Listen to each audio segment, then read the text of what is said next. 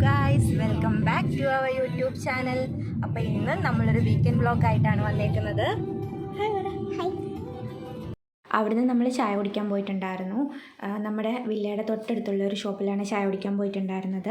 അപ്പോൾ യാമക്കുട്ടിക്ക് വിശക്കുന്നെന്ന് പറഞ്ഞപ്പം എൻ്റെ കയ്യിലൊരു കേക്കൊക്കെ ഉണ്ടായിരുന്നു. അത് ഞാൻ ആ യാമക്കുട്ടിക്ക് പൊട്ടിച്ചു കൊടുത്തു. യാമക്കുട്ടി അത് അവിടെ നിന്ന് കഴിച്ചുകൊണ്ടിരിക്കുകയാണ്. അങ്ങനെ ചായയുടെ കൂടെ നമുക്ക് കഴിക്കാം. പപ്സും കൊണ്ടുവന്നിട്ടുണ്ട്. ഈ ഒരു ടൈം ആകുമ്പോൾ എനിക്ക് വിശപ്പ് ഭയങ്കരമാണ്.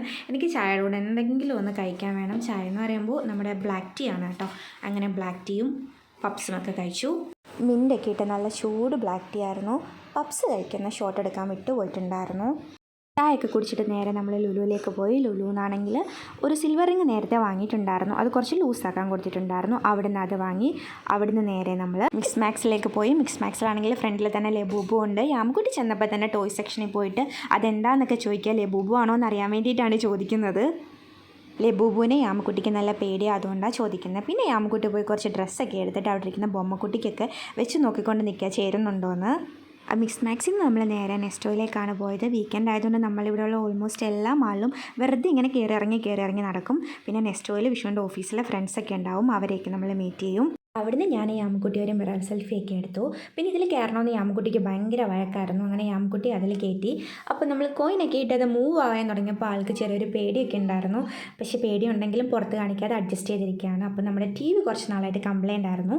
നമ്മൾ നെസ്റ്റോയിൽ നിന്ന് ഒരു പുതിയ ടി വി ഒക്കെ വാങ്ങി.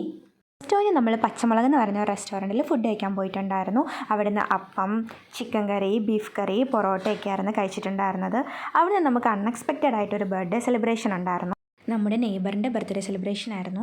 നമ്മൾ ബർത്ത്ഡേ സെലിബ്രേഷൻ ആണെന്നൊന്നും അറിഞ്ഞിട്ടില്ലായിരുന്നു. അവിടുന്ന് ഫുഡൊക്കെ കഴിച്ച് തിരിച്ചിറങ്ങിയപ്പോഴാണ് ബർത്ത്ഡേ സെലിബ്രേഷൻ ആണെന്ന് അറിഞ്ഞത്. യാമക്കുട്ടിയായിരുന്നു അവരുടെ കൂടെ നിന്ന് കേക്കൊക്കെ കട്ട് ചെയ്തിട്ടുണ്ടായിരുന്നത്.